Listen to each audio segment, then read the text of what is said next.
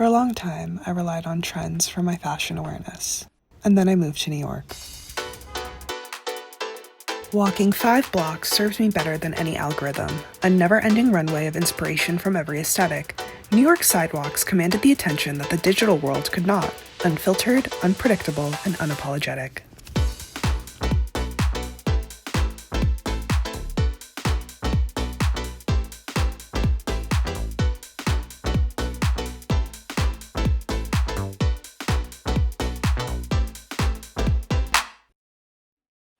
So 4 months ago, I made a YouTube video on a topic that I am stupid passionate about. If you are a daily meal with YouTube person, that's a really good video to eat to.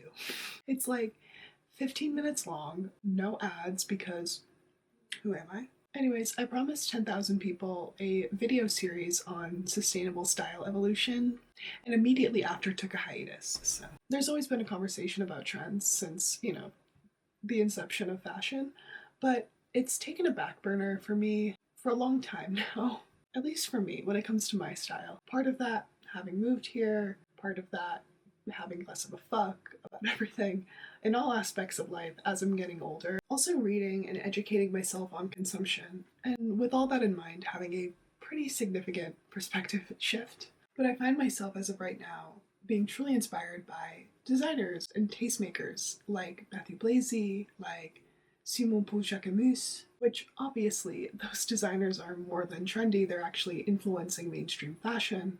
But my curiosity is heightened for the ethos and the why behind what they are creating. Trends can often muddy the waters when it comes to a lasting and conscious sense of style. I've seen so many trending things I would love to wear. Those wide hip jeans or those ballet flats. As much as I like them, I haven't had a real draw or real push to buy them for me personally. But I will tell you what's highly influenced my thrifting, and I noted this as my best piece of advice in my previous video. Here it is in practice. I literally devoured a bunch of spring 2025 shows, so I could start going through my closet and pulling pieces that really align and pieces that I'm excited about and, potentially crafting outfits for the next spring season.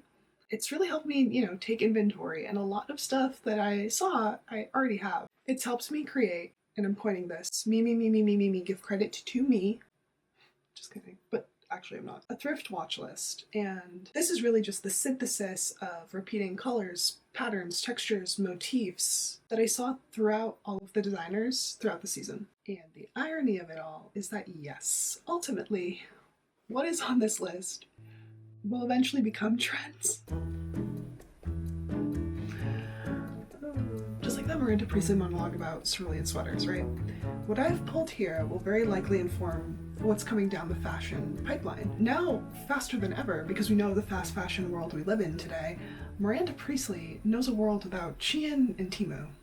I think leaning into signals rather than specifics has really helped my style feel more fluid, and also there's a sense of autonomy I have as I've shied away from really specific trends. Now for me it's like, oh, I think this look, color, cut, pattern is interesting. How would I wear it? And not so much, oh, I'm seeing these everywhere, I need to go out and buy some. That perspective change is everything for your own confidence, for your own consumption, and for your own wallet. I will say these signals are definitely broad. I think my style personally plays on a really playful classic or playful chic. At least that's what I'm hoping to sort of gauge. These might not resonate with you at all, and that's okay. At least I hope you find this video entertaining. What you don't know is that sweater is not just blue, it's actually cerulean. First off, we have a massive win for the oatmeal chic beige lovers of the world.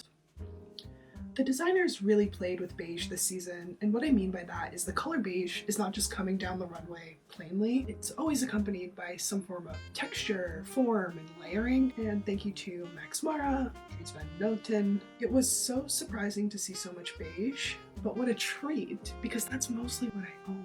Before I go any further, let me also say this was a massive win. A tie even with menswear. If you are not a fan of blazers, if you are not a fan of slacks, if you're not a fan of like the office chic skirt, even though I didn't see any office chic skirt, you're gonna hate this real bad. Menswear is looking like the fit of choice across this season.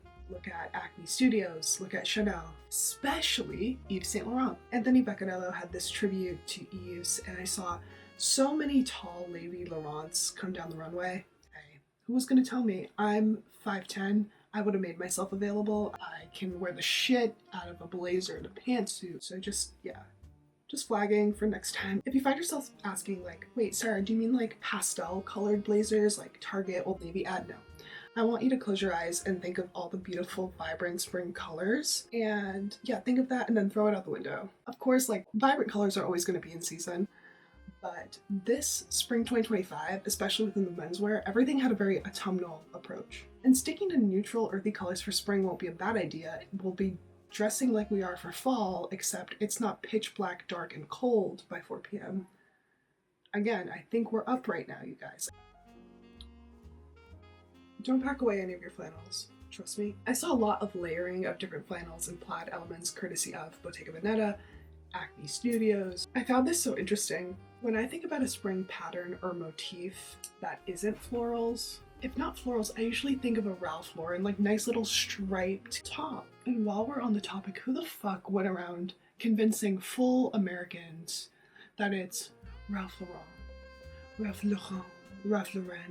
No, babe. Bring the plaid, embrace the plaid, everyone, and say Ralph Lauren. Okay, finally our fun elements. Everyone raise your glass for the fun elements. I never thought I'd see these again. It's been a long time, and, you know, like Jesus himself, statement necklaces have risen again this spring.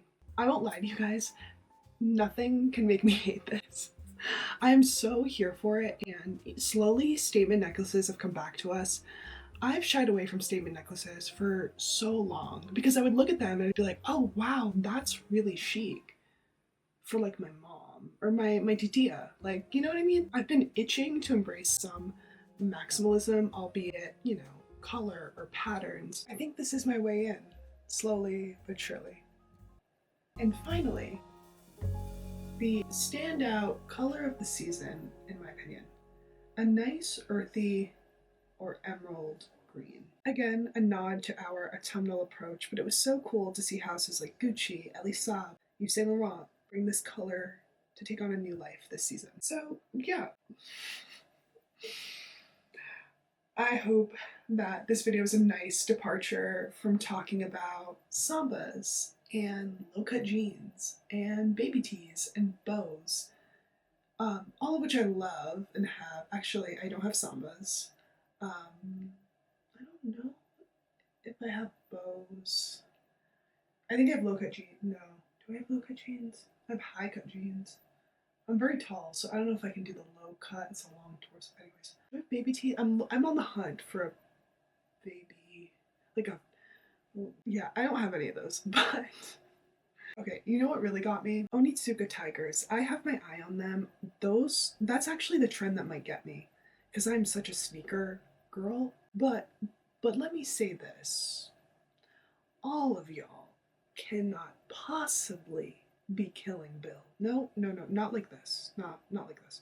And if I see you wearing them, I'm gonna tell you that I love them and that I want to wear them. But yeah, go thrift some emerald toned flannels and beige sweaters and wear your auntie's statement necklace this spring. Have a wonderful evening, morning, night, wherever you are in the world. I will leave you with a quote by the amazing Patti Smith because I just finished reading Just Kids. Nothing can be truly replicated. Not a love, not a jewel, not a single line. Patti Smith.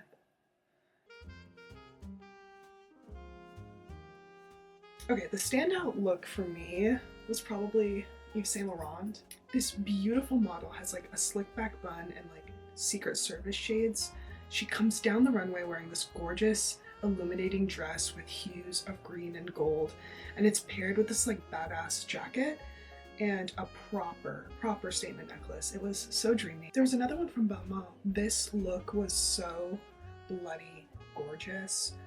The most perfect tailored high-waisted pant with this insane blush colored contoured instruction top. I have no idea what it's made of, but it's made to perfection, I know that. Acne Studios had a very cool and very fucking weird show. You need to go watch that. It's like entering, from my perspective, it's like entering the mind of like a juvenile feminine.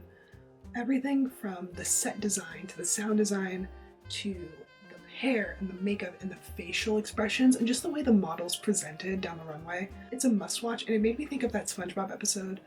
I think it's like SB 526 or 426. You know what I'm talking about, that episode. And of course, the show for me, no one is surprised, no one's fucking surprised, it's Bottega Veneta. Of course, they opened with James Blake, they made several references to the city of New York. There was just this perfect balance of campy, kitschy, and ready to wear. Also, wrinkled clothes coming down the runway. I know that's right. My mom used to get on me all the time for wrinkled clothes. It's coming down the runway in Milano,